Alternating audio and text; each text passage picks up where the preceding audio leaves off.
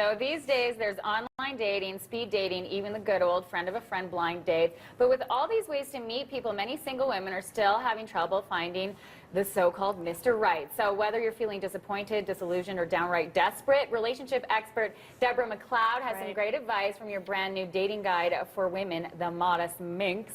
Minxy lady here with us this morning. So good morning to you. Good morning. Okay, you said that you're worried you might get hate mail. I always get hate mail after this kind of stuff. We don't want to hear stuff, right? We want to keep doing what we're doing even when it isn't working. It makes me want to just bat my head against the wall. Okay, that's the definition of insanity. That's right. I want you to get real with that. Yes, thank you. Expecting a different result. So what are the most common complaints single women have about the dating world and the men that they're meeting? Right. Women have different complaints at different stages. So what you tend to see is at the beginning, women tend to complain about pure bad manners. And to be sure, guys have their complaints about women too, and it's totally credible, so that's fine. We're perfect. Yeah, but you know, it's that they'll sit down for dinner with a guy who shows up late, who looks at his phone the whole time. You know, maybe he's hypersensitive, so she says a joke or she says something. Well, what do you mean by that?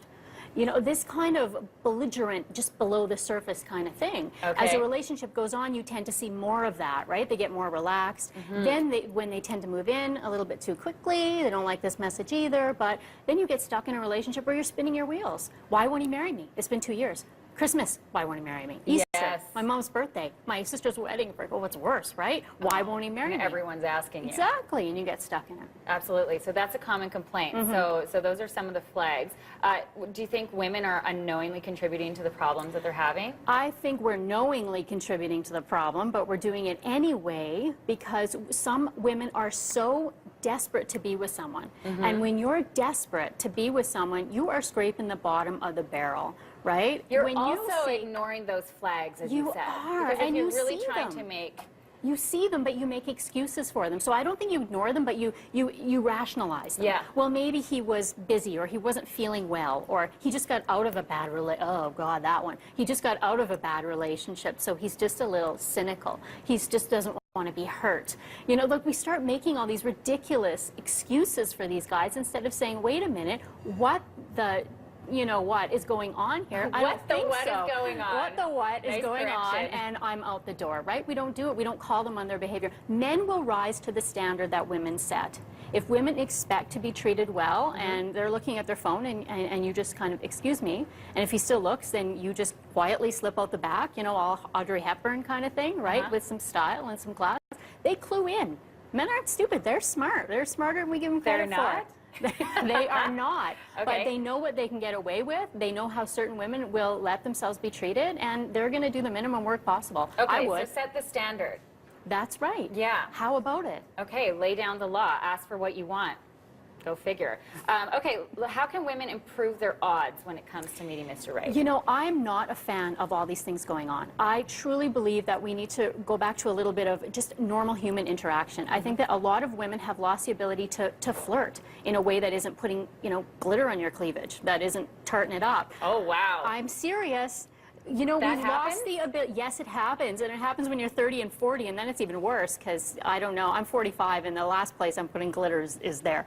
But you're not. You know, 45. I am. P.S.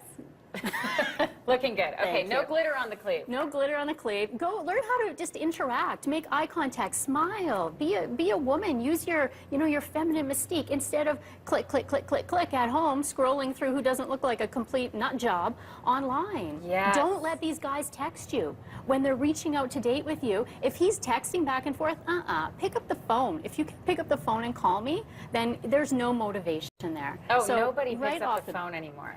They will. If that guy texts you and you say, please call, I prefer to call, and he doesn't call you, you have gauged his interest and it is 0.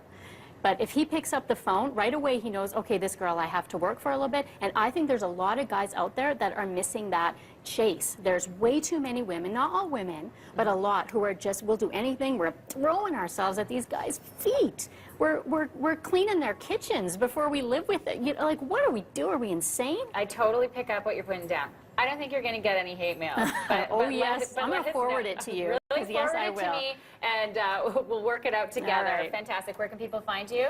MarriageSOS.com. MarriageSOS.com. Debra MacLeod, thank you so much. Thank that was you. Great. No sparkle on the cleave. I don't know, not a good thing.